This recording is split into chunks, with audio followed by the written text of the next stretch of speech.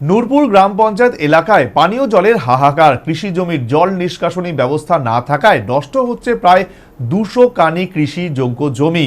সংশ্লিষ্ট প্রশাসনের নেই কোনো হেলদোল। প্রতিবাদে সোমবার গৌরনগর ব্লকের কনকপুর শ্রীনাথপুর সড়কে টায়ার জ্বালিয়ে অবরোধ করে বিক্ষোভ প্রদর্শন স্থানীয়দের।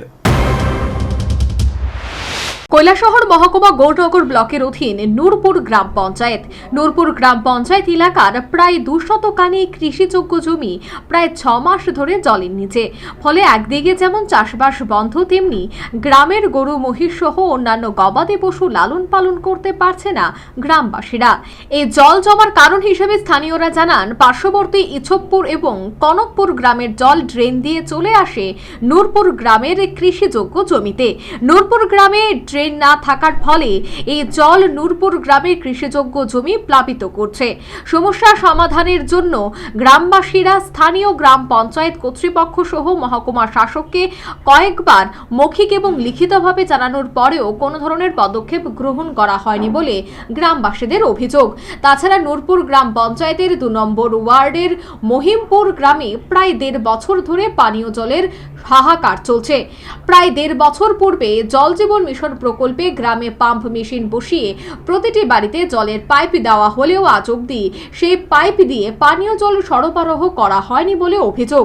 প্রশাসনকে বারবার জানানোর পর প্রশাসনের পক্ষ থেকে কোনো ধরনের পদক্ষেপ না নেওয়ার ফলে গ্রামবাসীরা এর প্রতিবাদে সোমবার নূরপুর গ্রাম পঞ্চায়েতের অফিস সংলগ্ন কনকপুর শ্রীনাথপুর রাস্তা অবরোধ করে বিক্ষোভ প্রদর্শন করে। রীতিমতো রাস্তায় টায়ার জ্বালিয়ে বাঁশের ব্যারিকেড দিয়ে অবরোধ করে গ্রামবাসীরা। নূরপুর গ্রাম পঞ্চায়েতের সবচেয়ে প্রধান সমস্যা হলো জলের সমস্যা। একটা বিরাট এলাকা এখানে মইনপুর, আমরা নূরপুর গ্রাম পঞ্চায়েত 2 নম্বর ওয়ার্ডে একটা মইনপুর এলাকাতে জলের সমস্যা। এখানে জলের সাপ্লাইও দেওয়া হয়েছে, পরবর্তী সময় কোনো একটা কারণে এটা সাপ্লাই বন্ধ করে দেওয়া হয়েছে। জলের সমস্যা আজকে প্রায় 1.5 বছর ধরে আমরা বিভিন্ন জায়গাতে জানাইছি। আমাদের কাছে প্রমাণও আছে যে আমরা বিভিন্ন জায়গায় জানাইছি, যে অ্যাপ্লিকেশন করছি যে আমরা জলের সমস্যার সমাধানের লাগিয়া, কিন্তু এখন পর্যন্ত জলের সমস্যার সমাধান হয়েছে না। এরপরে সবচেয়ে বড় সমস্যা হলো এগ্রিকালচারের।